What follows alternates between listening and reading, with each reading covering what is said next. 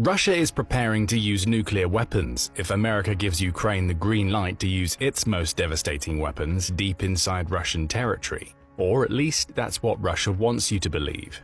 With Ukraine liberating a lot of Russia's Kursk Oblast from Russia and the battle in the east of Ukraine heating up, Kyiv has begun to request free use of America's most powerful weapons inside Russia itself. And Russia is terrified of this happening. On August 27th, the Kremlin made the announcement that it was clarifying the wording of its doctrine on the use of nuclear weapons, allegedly to give more, quote, clarity. This announcement came as Ukraine seems to have reached the limit of exploitation in its invasion of the Kursk Oblast, launched new incursions into Belgorod, and has been pressuring international allies to give it the green light to strike at military targets deep inside Russia.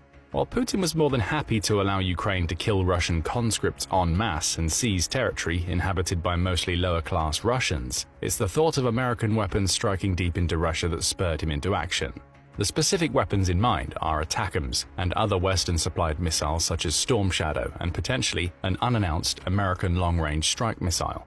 For 2 years, Kyiv lobbied for these critical weapons in order to defend itself from Russian aggression, and it only started receiving them in April. These proved highly effective against Russian formations and facilities inside of Ukraine. ATACMS famously made its debut by destroying a large number of Russian attack helicopters in one strike, driving the Ka-52 attack helicopter further down the endangered species list.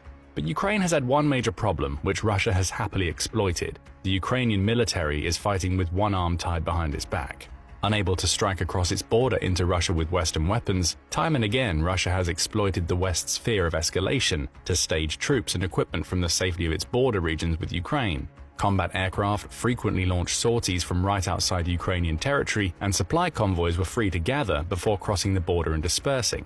Ukraine needed to break Russia's ability to exploit the border as it pleased, and it took a near catastrophe to gain permission to start doing that.